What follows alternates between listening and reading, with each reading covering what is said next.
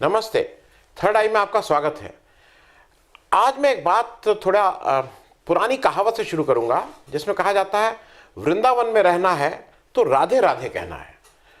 तो और ये बात बिल्कुल ठीक बात है। अगर आप मान लीजिए वृंदावन जाइए और वहां जाके आप राधे राधे कृष्ण कृष्ण की जगह कुछ और बोलने लगिए तो ठीक नहीं होगा, ये अनादर है उस जगह का।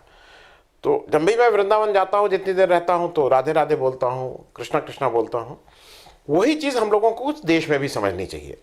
और कुछ लोगों का जिनको लगता है कि देश में बहुत कुछ गड़बड़ हो रहा है, मेरा ये जो मैं आज वीडियो बना रहा हूँ, मैं आज 12 चीज़ें आपके सामने रख रहा हूँ जिसमें कितना ज़्यादा काम हमारे प्रधानमंत्री जी कर रहे हैं, किस तरह से वो देश को आगे बढ़ा रहे हैं, उस पर आपसे चर्चा कर रहा हूँ। अब उसमें कुछ लोगों के अलग व्यू हो सकते हैं।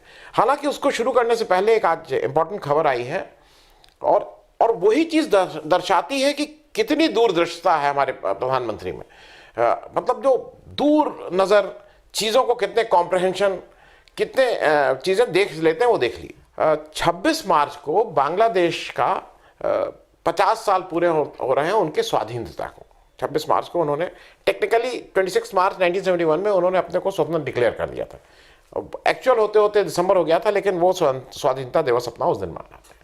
हमारे मोदी जी उसमें जा रहे हैं। अब उसमें जाने का आप जरा दृष्टि देखिए। पहली दृष्टि कि भाई 15 नवंबर 2019 को आखिरी बार आप ब्राजील गए थे देश के बाहर। एक साल देश में इतनी समस्याएं थी, हमारे प्रधानमंत्री ने देश के बाहर कदम नहीं रखा। मतलब बाकी कोई गैर जिम्मेदार आदमी होता तो इधर उधर घूमता रहता। नवंबर 2019 से हमारे प्रधानमंत्री कहीं नहीं गए हैं। हालांकि उससे पहले मई 2014 से नवंबर 2019 तक ये प्राइम मिनिस्टर साइट्स है, वो मैं साथ में लगा दे रहा हूं।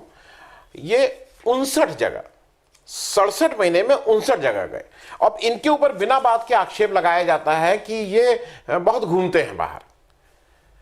अच्छा, उसके साथ खर्चा भी लगा हुआ है, किस जगह कहां कितना। तो आखिरी बार ब्राजील गए थे और मात्र 20 करोड़ रुपया खर्च किए थे, मात्र 20 करोड़। अब मतलब आप सोचिए, जब देश में 2019 से आज तक नहीं गए, कितना पैसा बचाया है, इस पे किसी ने बात नहीं की है। तो मुझे ऐसा लगता है कि 2019 में प्रधानमंत्री के बाहर न जाने का कारण, एक जैसे होता है ना कि थोड़ा इस समय दिक्कत में है देश, तो थोड़ा आप रोक के चलिए, खर्चा करके कम करके चलिए। हम सब लोग आज की तारीख में मुश्किल में है थोड़ा, तो खर्चा कम कर रहे हैं। तो इसीलिए देश को इन्होंने एक राह दिखाई, बाहर भी नहीं गए और वो। लेकिन अब इस बीच क्या हुआ कि ये एक जहाज आ गया, बोइंग 777-777। ऑर्डर तो पहले दे दिया गया था, उसका नाम हो गया एयर इंडिया 1। जैसे वो एयरफोर्स 1 है अमेरिका में, वो हमारे प्रधानमंत्री जी के लिए है एयर इंडिया 1। अब वो अक्टूबर से आके पड़ा हुआ है, मालूम नहीं उसमें हवा ठीक रहती है कि नहीं रहती है, उसका क्या एवरेज है, चला के देखा ही नहीं गया है। तो इसलिए जरूरी है, जब जैसे अभी जा रहे हैं तो इस बार उसकी टेस्टिंग भी हो जाएगी। एक टेस्ट ट्रायल करते हैं कि नहीं, वही साइकिल हम और आप खरीदते हैं, स्कूटर खरीदते हैं, तो होता है ना कि चला के देखो, तो अभी तक चला के देखा ही नहीं गया है। तो इसी बहाने उसकी टेस्टिंग भी हो जाएगी। जो हमारा एयर इंडिया 1, जो एक प्रधानमंत्री की एक केवल उनके लिए एक जहाज आया है, कितने करोड़ का है, कितने हजार करोड़ का है, वो मुझे अभी तुरंत नहीं मालूम है, वो भी देख लिया जाएगा। दूसरा, आप जरा ये दृष्टि की बात करिए। कहां जा रहे हैं? ढाका। इलेक्शन कहां है? बंगाल। बंगाल ढाका में कितनी दूरी? आदमी गाड़ी से आए जाए, लोग स्कूटर से आए जाएं, कार से आए जाएं। तो अच्छा, वहां इलेक्शन कब से शुरू है? 27 मार्च।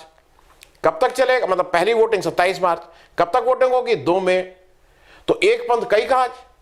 मतलब अगर भाजपा के वो नेता हैं तो इस बहाने बंगाल जाएं, आते जाते बंगाल को भी छू लेंगे। नहीं भी छुएंगे तो अगर उधर से वो गुजर रहे हैं तो अपने आप ही वो एक लोगों में उत्साह बढ़ जाएगा पार्टी में। तो ये मेरी उनकी, जो मैं आपसे बता रहा था, उनकी मितव्ययता है, कैसे वो पैसे को बचाना जानते हैं। और अगर उस तरफ से गुजर रहे हैं, बंगाल में जाने से एक जो बंगाल का जनरल जनमानस है वो भी प्रभावित होगा। तो एक पंथ दो काज हो रहे हैं। अब मैं आपको वो 12 चीजें बता रहा हूं जिसकी वजह से मुझे ऐसा लगता है कि इनको थोड़ा, he is not getting a fair treatment. लोग इनके बारे में वो अफवाह उड़ा रहे हैं। सबसे पहली बात, कल ही की बात कर लें। कल एक अच्छा, एक तो क्या है, अमेरिका सबका डेमोक्रेसी, लोकतंत्र के पहरेदार बन गए हैं। अमेरिका हर सारी चीज में अमेरिका। खैर, वहां का एक फ्रीडम हाउस नाम की एक संस्था है वॉशिंगटन में, उसने कल या परसों, एक दो दिन पहले एक रिपोर्ट जारी की जिसके अनुसार अब हिंदुस्तान फ्री कंट्री नहीं रह गया है डेमोक्रेसी के लिहाज से, अब वो पार्टली फ्री कंट्री है। अच्छा, अब इसका वो समझ लें, स्कोर हमारा पिछले साल हम खड़े हुए थे 67 पे, अब हम गिर के आ गए हैं 71 पे। हमारी रैंक पहले थी 83, अब हम हो गए 88। ये 211 देश हैं इसमें। अच्छा, ऊपर वो फिनलैंड, नॉर्वे, इनका कोई मतलब नहीं है, उन सब ऊपर वाले देशों का क्या, छोटे छोटे देश हैं। नीचे सबसे तिब्बत है। अब तिब्बत तो चीन के साथ ऐसे ही बेचारा परेशान है। तो इन दोनों के बीच में इस संस्था का कहना है कि दुनिया के इस समय केवल 20% दुनिया के ऐसे लोग हैं जो फ्री कंट्री में रह रहे हैं, मतलब जहां उनको बात करने की आज़ादी, वो 25 पैरामीटर उन्होंने दिए हैं, जुडिशरी, मीडिया, तरह तरह के हैं, तो वो केवल 20% लोग फ्री उसमें रह रहे हैं। बाकी 80% के जिस देश में रह रहे हैं वहां इस तरह की फ्रीडम नहीं है। अच्छा, अब आप एक चीज बताइए, आप अगर कष्ट में हो, आप दुख में, गांधी जी क्या कहते थे, अंत्योदय। हम और आप क्या कहते हैं, अरे भाई जहां कष्ट है हम 80% के साथ रहेंगे कि हम 20% के साथ रहेंगे। किसी को भी 80% के साथ रहना चाहिए। दुनिया अपना कुछ कहे, अरे वो 20% फ्री हैं, लेकिन हम तो जहां पार्टली फ्री हैं हम उसमें रहना चाहेंगे, उस ग्रुप में रहना ठीक है भाई। तो पहली चीज हो गई फ्रीडम वाले पे एक जो गलत फहमी फैलाई जा रही है, हम मेजॉरिटी के साथ हैं, हम लोकतांत्रिक देश हैं, जहां मेजॉरिटी रहेगी वहां हम रहेंगे। तो अगर फ्री कंट्री कुछ 20% लोगों को फ्रीडम है, लेकिन हम जहां फ्रीडम नहीं है हमारे 80% है, पहला। दूसरा एक दिशा रवि का केस है। दिशा रवि वाले में, ये पॉइंट नंबर 2 मैं बोल रहा हूं, दिशा रवि वाले में कितनी अफवाहें फैलाई गई। अच्छा, एक चीज बताइए, 21 साल के बच्चे जो होते हैं, हमारे और आपके घर में भी बच्चे हैं, हम भी कभी 21 साल के थे, हमारे माँ बाप हमसे क्या कहते थे, पढ़ो और नौकरी खोजो। 21 साल में आपको ये सब यहां वहां इधर उधर टूल किट और क्या क्या करने की क्या जरूरत थी। अच्छा, आपके कोई इन्वायरमेंट करने से क्या इन्वायरमेंट रुक जाएगा, पराली जलाना बंद कर देंगे? अरे पढ़ाई में ध्यान लगाओ। जो हमारे घर में होता था भाई, हम लोगों को हिम्मत ही नहीं थी कि हम 20-21 साल में ये टूल किट, और अच्छा उस समय व्हाट्सएप नहीं था, इस तरह की हरकत करें। मेरे बड़े भाई ये सब करते थे हरकत, वो नेतागिरी करते थे, जेल फेल जाते थे, तो उनको बहुत तो ये होता था कि ये देखो ये क्या कर रहा है। घर वाले नहीं कहते थे, लेकिन जो समाज था वो तो कहता ही था कि ये कौन सा एक काम है, नेतागिरी कौन सा काम है। तो कोई अच्छा काम नहीं कर रहे थे। तो दिशा रवि को भी कुछ दिन जेल में रखा गया है, बाहर कर दिया गया। अब उनको लगता है कि दिशा रवि का को इसमें मतलब थोड़ा आना चाहिए, भाई ये उम्र आपकी ये सब करने की नहीं है। उसके बाद भाई कोरोना तो एक लैंडमार्क चीज है, मतलब जैसे इतिहास में हम लोग 1947 में आज़ादी की, गांधी जी ने नॉन वायलेंस के थ्रू, ये सब गुजराती के थे, उन्हीं से इंस्पिरेशन लेके हमारे मोदी जी, इन्हें बहुत से इंस्पिरेशन है गुजरात के होने के कारण। अब आप ये बताइए, दुनिया जब रो रही है कोरोना से, अमेरिका तो अभी भी उसकी हालत खराब है, हमें लोकतंत्र की शिक्षा देता है। हमने कोरोना को कैसे ठीक कर लिया? हमारे प्रधानमंत्री ने कहा ताली बजाओ, थाली बजाओ, दिया जलाओ। हमने ठीक कर लिया कि नहीं कर लिया? लोग हंसने लगे। और ये सब वैज्ञानिक आधार है। जो प्राचीन भारत है उसमें ध्वनि विज्ञान, उसमें ये जो ताली बजाने से किस तरह की तरंगें निकलती हैं, ये पता है ही नहीं इन लोगों को। हमारे जो पुराने प्राचीन ऋषि मुनि थे उनको ये सब पता था। हमने उसी को आत्मसात किया और फिर हमने थाली बजाई, ताली बजाई, उससे हमने कोरोना को दूर। अब दुनिया कुछ हंसती रहे, कोरोना तो भाग गया ना हिंदुस्तान से। दुनिया के सबसे बड़े देश होने, मतलब चाइना के बाद 2 नंबर के देश होने के बाद भी हमारे यहाँ सब कुछ अमन चैन है। लोग बाहर खूब घूम रहे हैं, ये नकाब मतलब मास्क लगा रहे हैं, नहीं लगा रहे हैं, चैन से हैं। तो ये भी एक उनके ऊपर बिना बात के लोगों ने एक आरोप लगाया था कि दिया जलाने से कुछ होता है, हुआ। अब दुनिया कुछ कहती रहे। अब हम बात कर लें जरा चौथी बात, क्योंकि उसमें भी लेके पिछले 3, 4, 5, 6 महीने से बड़ा आफत मची हुई है, किसान आंदोलन। अब भाई किसान आंदोलन में 3 बिल हैं, सरकार ने बिल पास कर दिए हैं। और जब सरकार ये कह रही है कि वो किसानों के हित में है, तो हित में है। आप बताएंगे कि किसके हित में है? 3 तलाक मोदी जी को नहीं पता था कि कितना मुस्लिम महिलाओं को उससे फायदा हुआ। मतलब जो उनको तुरंत तलाक तलाक तलाक फोन पे लोग करके तलाक तलाक कर दे रहे थे, आज किसी की हिम्मत है तलाक करने की? लिव जिहाद से कितना फायदा हुआ? अब किसी की हिम्मत है ये सब करने की? तो थोड़ा किसान, जो ये 3 बिल हुए हैं कि किसान विरोधी हैं। अरे भाई, जब सरकार कह रही है कि किसानों के पक्ष में है, सरकार के जो सबसे प्रमुख 5 मंत्री ऊपर के हैं, उसमें राजनाथ सिंह साहब, अमित शाह साहब और जो हमारे वो हैं गडकरी साहब, ये सब लोग किसान हैं। आप माय नेता में इन लोगों ने जब अपना रिटर्न फाइल किया, किसान है, वो अलग बात है कि 10-10, 20-20 करोड़ के किसान हैं, लेकिन ये सब लोग किसान हैं। तो किसान मंत्री अपना, मतलब अगर किसान मंत्री है तो उसके हित का ही बिल होगा ना। ये तो बिल्कुल माखौल जैसी बात है कि जो अपने लिए बिल बनाएगा तो वो तो ऐसा ही बिल बनाएगा ना किसान के लिए। तो ये भी एक दुष्प्रचार चल रहा है कि किसान आंदोलन जो है वो ये बिल जो है किसान विरोधी है। अब जरा बात कर लें 5वीं चीज की, माइग्रेंट लेबर। अब एक बड़ा भारी चला था कि माइग्रेंट लेबर, जब कोरोना चला उन लोगों को कष्ट हुआ, कैसे पैदल आ रहे थे, कैसे नहीं जा रहे थे। अब आप ये बताइए, मोदी जी ने इन लोगों को सुरक्षित घर पहुंचाया कि नहीं पहुंचाया? ये लोग मुंबई में रहते थे, दिल्ली में रहते थे। अच्छा, आप एक चीज बताइए, आप कोई भी अपने घर वालों के साथ आपको रहना पसंद है कि मुंबई और दिल्ली में रहना पसंद है, या कहीं भी रहना पसंद है? तो घर वालों को घर वालों से मिलाया, 80 करोड़ को 6 महीना राशन पानी दिया। तो इस तरफ कोई नहीं देखेगा। ये बड़ा काम हुआ कि नहीं हुआ, आप बताइए भाई। घर वालों को जो घर से दूर रह रहे थे उनको घर ले आए, घर पे उन लोग रहे, राशन दिया गया 6 महीना, फ्री राशन। ऐसा कहीं होता है? मजे में खाओ पियो मौज करो, ऐसा हुआ। और तो और जो विदेश में थे उनको भी ले आया गया, किसी ने ऐसा किया। तो एक तरह से आप अगर उसको इस दृष्टि से देखें तो आपको लगेगा तो बहुत बड़ा काम हुआ। और तो और रेलवे में एक काम और हुआ। रेलवे की IRCTC एक संस्था है, वो बहुत से आजकल फिर उसे चला रही है कि Maharaja on wheel, palace on wheel, ये यात्रा, वो बहुत यात्राएं कराती है और वो बड़ी महंगी यात्राएं होती हैं। आप कोई भी यात्रा देखिए, कोई 30,000 की, कोई 40,000 की, मतलब भारत भ्रमण कराती है। माइग्रेंट लेबर को रेलवे मंत्री ने, उनको जब बंबई से चले तो उनको हम लोग कभी राउरकेला और उड़ीसा और बिहार करते हुए उत्तर प्रदेश में पहुंचाया, खूब घुमाया। भारत भ्रमण जो यात्रा 24 घंटे को होती थी, हमने 70-80 घंटे में करा दिया। तो ऐसा कोई करेगा कि अपने मजदूरों का ये ख्याल रखे कि उनको घर भी वापस पहुंचा रहे हैं, भारत भ्रमण भी करा रहे हैं। तो इस तरफ अनदेखी आप कर रहे हैं। फिर बात आती है कि आजकल एक हाय तौबा मची हुई है कि ये PSU बेच दिया जा रहा है, PSU बेच दिया जा रहा है, देश की कंपनी बेच दिया है। अरे सब निकम्मे हैं, कोई काम ही नहीं करते हैं। अब ये चाहे सेल हो चाहे रेल हो, इसीलिए रेल को कम किया जा रहा है, इसीलिए ये सारी जो सरकारी संस्थाएं हैं ये कोई काम करती हैं? काम कुछ नहीं करती हैं। आप जरा अस्पताल में चले जाइए तो कोरोना में इन लोगों को कुछ काम हम कर रहे थे और वो भी कैसे काम कर रहे थे। प्राइवेट वाले बढ़िया काम करते हैं। आप किसी बड़े अस्पताल में जाइए, 10 लाख 20 लाख रुपए दिए, बड़ा चकाचक होता है मामला, बढ़िया ट्रे आएगी। अब डॉक्टर आएगा कि नहीं आएगा वो दूसरी बात है, लेकिन बाकी कुर्सी, मेज, चद्दर, बिस्तर, बाथरूम, AC बेसी बढ़िया रहेगा। तो आदमी कहीं जाता है तो ये सब देखता है कि ये वही इलाज के चक्कर में है। और सरकारी अस्पताल में इलाज का एक डॉक्टर साहब 40 लोग टूट पड़े हैं। यहाँ एक आदमी को अंदर बुलाया जाता है, उसका टेस्ट कराया जाता है। इतना डिटेल कोई सरकारी डॉक्टर करता है? आप चले जाइए किसी अस्पताल अपना दिल दिखाने के लिए प्राइवेट, कम से कम 5-6 जगह आपका वो किया जाएगा, आपका जांच होगी 5-6 तरह की, तब इलाज होगा।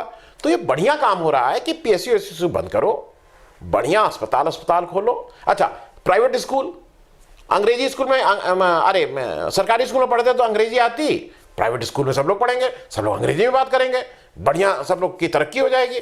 तो इसमें कौन सी दिक्कत है अगर PSU बेच रहे हैं? ये सब नजरिया खराब है। फिर एक बात और लोग कह रहे हैं कि मोटेरा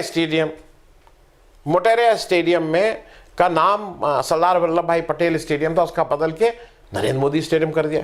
क्यों नहीं करें भाई अगर कोई महापुरुष है, अच्छा अगर कोई नसीब वाला है, उसके नसीब से इतने अच्छे अच्छे काम हो रहे हैं तो उसका नाम तो और लेना चाहिए। और मेरे हिसाब से वही स्टेडियम नहीं, सारे स्टेशन, सारे एयरपोर्ट्स में नाम नरेंद्र मोदी एयरपोर्ट होना चाहिए। क्यों नहीं? अगर वो नसीब है हमारा, और इतना नसीब वाला हमें प्राइम मिनिस्टर 70 साल बाद मिला है जो देश की कायाकल्प कर रहा है, तो क्यों नहीं इसका चेंज होना चाहिए? और एक चीज अच्छी किया ये जिस भी विभाग ने किया, कम से कम ये जो सर्टिफिकेट हमें कोविड का मिल रहा है ना, जो कोविड वैक्सीनेशन के बाद सर्टिफिकेट आ रहा है, उसमें मोदी जी की फोटो लगाई और लेटेस्ट वाली लगाई। नहीं तो सरकारी तो निकम्मे होते ही ये सब पुरानी फोटो लगा दे रहे थे, वो कम दाढ़ी वाली, बड़ी दाढ़ी वाली, टैगोर दाढ़ी वाली फोटो लगाई गई है कोविड में बढ़िया। तो अगर आपका सर्टिफिकेट आपको है, मान लीजिए आपको कोई दिक्कत हो रही है, तो तुरंत आप अपनी निकाल के देख लीजिए, राधे राधे, देखिए फोटो, आपकी तबीयत तुरंत ठीक हो जाएगी। आपको एक लगेगा कि हमारा लीडर इतना मजबूत लीडर है, आपके मन में अगर कोई शंका होगी तुरंत दूर हो जाएगी। तो फोटो भी एक वो मेरे हिसाब से अच्छा काम किया गया है। एक चीज देखिए, ये कोई देख नहीं पा रहा है, इतनी बड़ी विदेश नीति किसी ने की थी, वो चाहे नेहरू जी रहे हो चाहे इंदिरा जी रही हो, किसी ने दोनों तरफ का बैलेंसिंग किया था। हमारे प्राइम मिनिस्टर को दिख गया था कि बाइडेन जीत रहे हैं, तो अच्छा हारने वाले के ऊपर कितने लोग दांव लगाते हैं या हारने वाले के पीठ पे कितने लोग हाथ रखते हैं, आप अपनी निजी जिंदगी में देख लीजिए। जो आप 4-5 भाई हैं, जो भाई अच्छा कर रहा है उसको सब लोग भैया जी करते हैं, जो भाई थोड़ा कम कर रहा है उसको तो भैया जी नहीं करते हैं। लेकिन हमारे मोदी जी ने ये देखते हुए कि ट्रंप हार रहे हैं, ट्रंप के पीठ पे हाथ रखा, चाहे पक्ष हो चाहे विपक्ष हो, दोनों का वो उन्होंने उनके भाई हौसला बढ़ाया। तो अब उससे क्या हुआ कि अमेरिका में करीब 47-48% लोगों ने ट्रंप को वोट दिया। तो जब मोदी जी ने उनके पीछे हाथ रखा है तो ये तो बाइडेन वाले तो आएंगे ही आएंगे, वो भी आपके साथ आ गए। इस तरह की आपने कहीं देखा है विदेश नीति? इतनी दूरदृष्टि, ये दूरदृष्टि हमारे प्रधानमंत्री के पास है कि दोनों पक्षों को, बाइडेन को भी और ट्रंप को भी, जो हारने वाले हैं उनको भी अपने पक्ष में रखो। अब आप ये बताइए कि एक नया बात हुई है, अब हम लोगों ने अभी क्रेडिट खूब दे रहे हैं, हर बैंक में क्रेडिट है, कोई 18 लाख करोड़ रुपए की क्रेडिट है कि कर्जा लो। अब अगर ये हमारे किसान भाई, मोदी जी तो कह रहे हैं ना कि कर्जा लो, बढ़िया फैक्ट्री खोलो, चमचमाती कार लो, और अब तो कार मर्सिडीज लो, BMW लो, ऑडी लो, सब कारें मिल रही हैं। अब खेत आपको वही आदत पड़ी हुई है पैदल जाने की, साइकिल क्यों साइकिल पे जाएंगे? जब हमें लोन मिल रहा है, जब हमें कर्जा मिल रहा है, और जैसे दुनिया ने तरक्की की है, अमेरिका ने तरक्की की है, तो आज कर्जा लीजिए, बढ़िया फैक्ट्री लगाइए, बढ़िया कार खरीदिए, उस कार में आइए जाइए, और जब तक चल रहा है तब तक चल रहा है, उसके बाद देखा जाएगा, कोई ना कोई रास्ता तो निकाला ही जाएगा। क्योंकि बहुत से लॉ आ गए हैं कि अब हमारे अनिल अंबानी जी यहां नहीं है। अनिल अंबानी जी इसी देश में उन्होंने जाके क्या किया, इंग्लैंड में कहा मेरा दिवाला निकल गया, लेकिन यहां तो बड़े आदमी है ना, हमारे और आप जैसे तो नहीं है ना, तो कुछ उनसे सीखिए आप। तो ये कितना क्रेडिट दी जा रही है।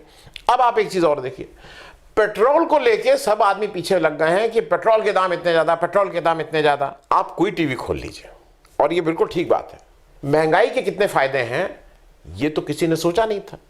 असल में छोटी सोच वाले ना, दकियानूसी सोच वाले, महंगाई कम करो, महंगाई कम करो। महंगाई के फायदे कितने हैं ये आप कोई भी टीवी खोल लीजिए, आपको पता लग जाएगा। मुझे अभी बताया गया और मैं उससे कन्विंस हूं। मुझे समझाया कि पेट्रोल अगर 100 है तो आप अपनी कार कम करना, यूज करना कम कर देंगे, तो अभी पेट्रोल को थोड़ा और बढ़ाया जाएगा तो आप और कम करेंगे, फिर आप बैटरी वाली कार ले लेंगे।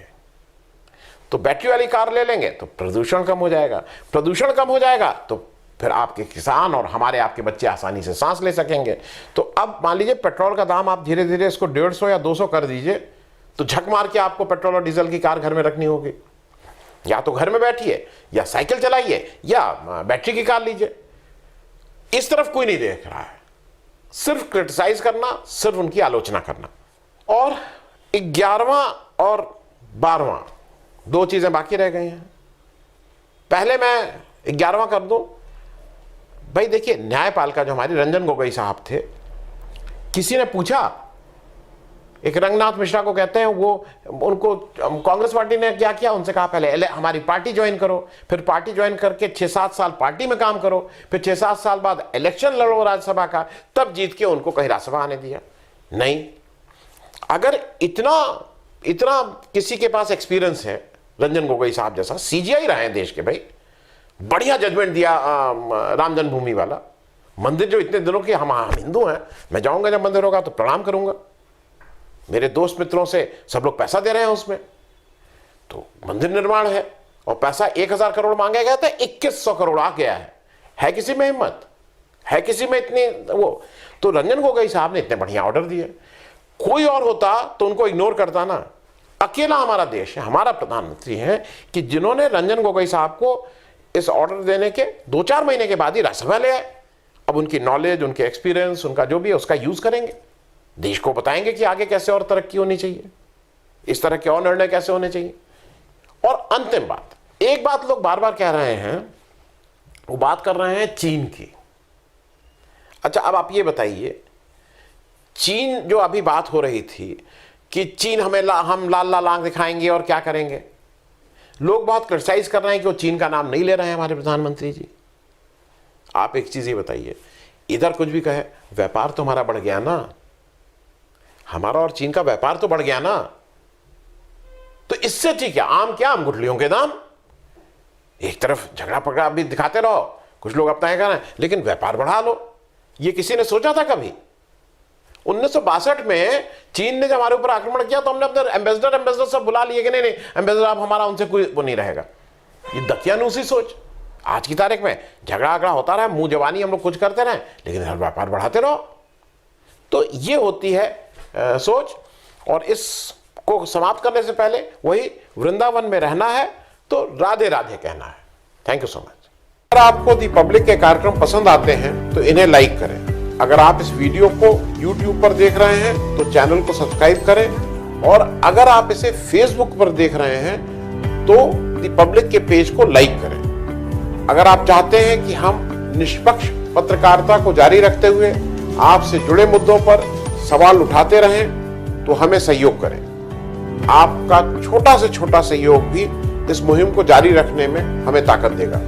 डोनेट करने के लिए डिटेल्स जो हैं वो डिस्क्रिप्शन बॉक्स में दी गई हैं। धन्यवाद।